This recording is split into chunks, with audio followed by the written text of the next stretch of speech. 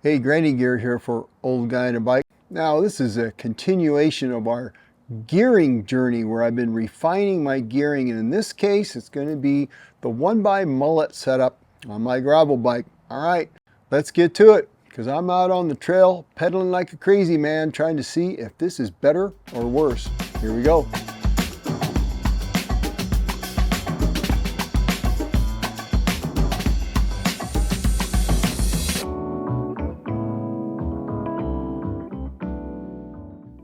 Good morning. I'm at the bottom of a very steep and long dirt climb. Nothing new about that, is there? Except today, well, I'm missing 2 front teeth. No, not my teeth. The teeth on my front chainring on my Turner Cyclosis gravel bike. Now, this is the latest in the gearing series I've been doing, and I've lost track of which one this is, 4 or 5, don't remember. It'll be in the title. But I've been chasing the perfection in my mullet setup on this, and I've been playing around with gearing. The last one I did on the 1x was introducing you to the Garbaruk rear 1052 cassette and how that helped to erase that big old nasty gap between the teeth. Again, that gap in the teeth of a typical SRAM 1052 cassette. And then I ran the numbers and gave them to you and showed you how I was using my cassette in a smarter way. Well, today is the next phase, because I was curious to see if I could live with a slightly smaller chainring. And I've gone to a 40 tooth front chainring, SRAM, to a 38 tooth front chainring on the Garbaruk. All right, I got a big hill to climb. I kind of pedaled a few miles over from the car to get to here. And so I've already been riding. So far, I can't really say I can tell a difference. But this is going to be kind of the proof ride, because again, I'm going to be running the numbers, and my axis, however you say that, since it counts gear shifts and what gear I'm in for how long, I'm going to be able to plug the numbers of this ride in, and I will see how I'm using my cassette. And also, I want to see, am I going to run out of gear? Because that's my concern with the 38. Will a 3810 actually be enough for me? And I'm going to find out on this ride. We'll just see how it is.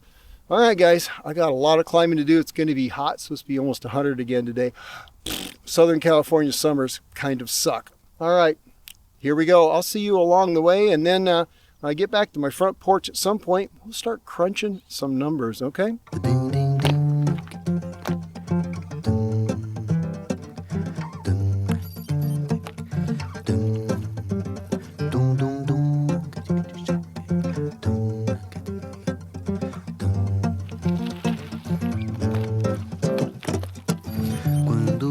Sorriu, chorei, eu nunca pude imaginar que isso fosse acontecer.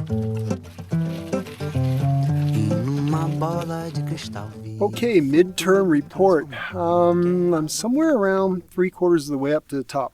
It's a tough climb. So this is what I've noticed so far. I'm definitely not in my 52 near as much as before, and I will see what the numbers show, but I could tell. It's interesting. With the 38-44 combo, 44 is the next cog down from the top of the cassette. That's equal to what my 30-36 was on my 2x, which was a really useful gear. But I never had that one more gear that I needed just to spin in those tougher sections to keep my heart rate down and stuff. So really, this given me that. It gave me a 30-36 equivalent with the 38-44, and yet I've got that 52, which is pretty nice. Kind of luxurious, actually. Anyway, it feels very efficient. So far, quite good. The question is going to be, how is it on the fast road sections coming back? How soon will I run out of gear? Anyway, we shall see. I'm going to climb up to the top here, get a little nosh, look at the view, and then get the heck out of Dodge, because it's getting hot, and I got coffee sometime in my future. We'll see you down the road here. Passarinho da montanha, quando chega, voou, voou. Passarinho da montanha, quando chega. Oh lordy, that's like almost 3,000 feet of climbing in about 7 miles. And it's not smooth, as you can see on the video. It's a challenging climb. What a great workout, though. Look at the view, huh? Look at that, what a day. What a day. It's a lot cooler up here It is down there. See, we've got the LA County Fire Department guys here. It looks like they're getting ready to go out, do some very, very important things. So I'm going to sit here. I'm going to have myself a little homemade snack. Yes, I am. My bag is blowing away. And contemplate life a little bit. Then I'm going to hit the descent and the long, slight grade paved road for quite a few miles that leads me back to the bike path. I'm really curious to see if I'm going to run out at top end. If I'm living in my 10, that won't be good. But I'll tell you what, this part of it with the 38, wow, yeah, I'm a fan so far. All right. Okay, well that was very, very interesting. So that's a fast, winding, rough road downhill, fast-ish. It's 30 miles an hour if you're coasting. And then following that, it hits this low percentage downhill grade. It's a few percent downhill through this beautiful little oak-filled canyon. I think I've lost about maybe 3 miles per hour top end. That would be kind of my feeling. I can pedal up to 28 miles an hour, maybe a little more, but it's at that point it's brainless hamster, man. I'm really spinning fast.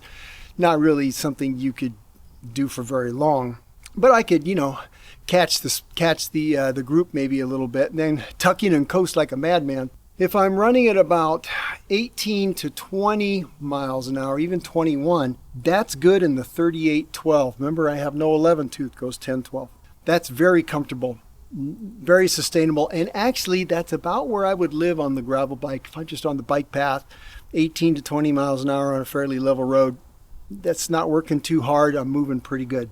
The awkward part is between 21 and 25, because in that range, the 10 tooth really doesn't start to come into its own until about 25 miles an hour. Below that, I'm kind of lugging along, and it makes me wish that 11 tooth cog would be good. But I have hopes, because I think I can live with this. Now I'm going to go back here. Coffee awaits, and we'll upload the file. We'll crunch the numbers.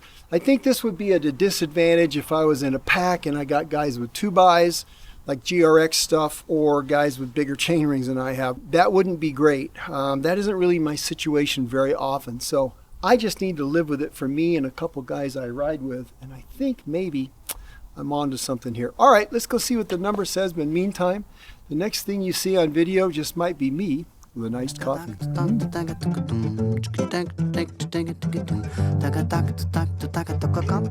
All right, back in my front porch studio with a cup of lovely cacao. I've kind of done more cacao these days than coffee in the morning. I kind of like it better. Anyway, not part of the video, but just thought I'd mention that. So here we are, post first initial ride with a 38 tooth chainring.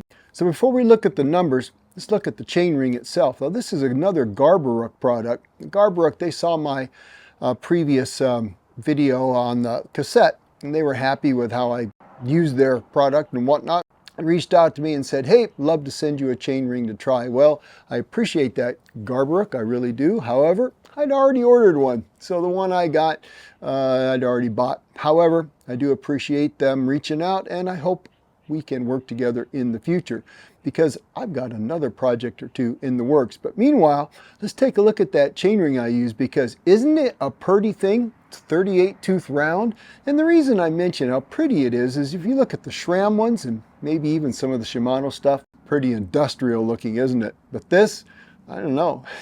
It's pretty nice. Between that and that silver black combination Garbaruk rear cassette, I think it's dressing up my gravel bike quite nicely, don't you? Let's take a look at the numbers real quick and how that worked out on the ride using that Access program, where I can upload my fit file, .fit file, into the Access from my Wahoo or from Ride with GPS or Strava or whatever. I can export the file, import it, and then we'll look at how I use the cassette. Now, one caveat here, you'll see when you look at it, it seems like I spent longer on the recent ride than I did, and some of my numbers got slightly skewed because this old guy, he forgot to turn his computer off before he put it on the car and drove home from coffee. Yes, so it's kind of messed with the time a little bit, but the gears, I think, are accurate.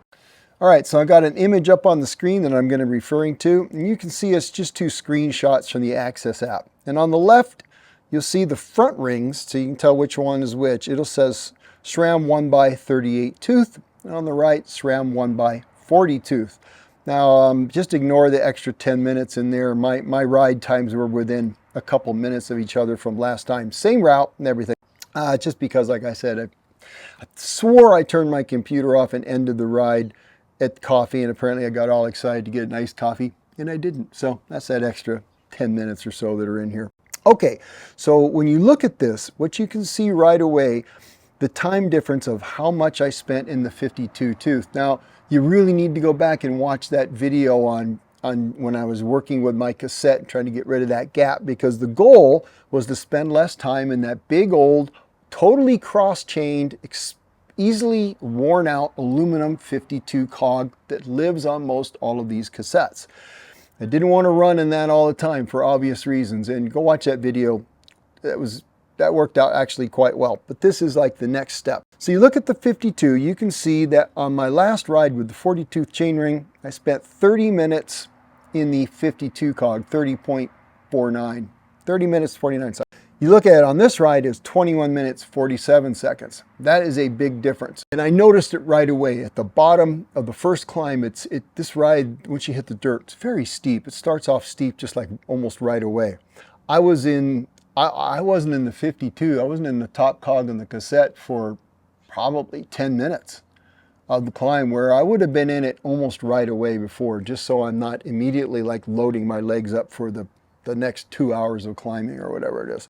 And if you look at the 44, it's interesting. It shows that I actually was in it only a little bit more than in the on the previous ride. But then I got to looking at something, and I think I understand why. Look at the use of the 37 tooth and the 32 tooth and the 28 tooth cogs in the next down. When you look over to the right on where I had the 40 tooth chainring, it's 11 minutes 33 seconds, 6 minutes 39 seconds, 6 minutes 54 seconds.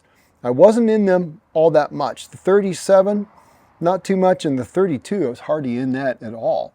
But look at it on the left with the 38 tooth ring. You can see I was in the 37 tooth cog about 3 minutes more, something like that. And I was in the 32 by twice as much, another 6 minutes. So if you add those up, that's where I think that extra time where I should have been in the 44, where the 44 should have said, wow, I was in it a lot more. Well, I think what had happened, I'd shifted down far enough in the cassette because of the smaller ring to move even further down the cassette instead of just staying in the 44. That's kind of interesting. Now take a look at the bottom of the cassette. In the 10 tooth, you can see that I hardly use the 10 tooth anymore at all. And I think that's because of the ride. And the faster parts of the ride and the fast descent, I'm not pedaling at all. Over what I could pedal with that gearing, I'm probably 30 to 35 miles an hour. So I'm just tucked in coasting. And on the rest of the ride, even though it's slightly downhill or level, it's not downhill enough for me to be in the 10, which starts to really work at about 25 miles an hour. But look at the 12. Look at the 12. The 12 tooth, where before I was only in it for 5 minutes and 21 seconds. On this ride, I was in it for 29 minutes and 40 seconds. So I'm using the heck out of the 12.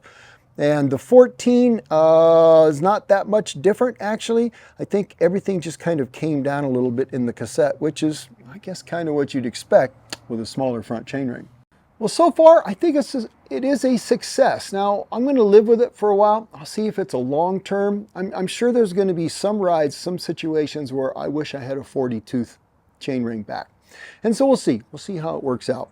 I am pleased, though, with so far what it did. Obviously, it made every gear on the cassette effectively lower, which is, what you would expect. But that isn't a bad thing, because you've got to find the gearing for you, what makes sense for you in the way I ride. I don't always do a ride that is that long and steep, but I do enough of it to make me think that maybe that's where my priorities should lay. Yours? You got to figure that out for yourself. What's next in my gearing journey? Well, I do have a couple more things up my sleeve, starting with, who says your chainring needs to be round, huh? All right, you guys, have a great weekend or weekend. And as always, go ride your bikes and figure out your gearing for yourself, because you want to make you happy when you go ride your bikes.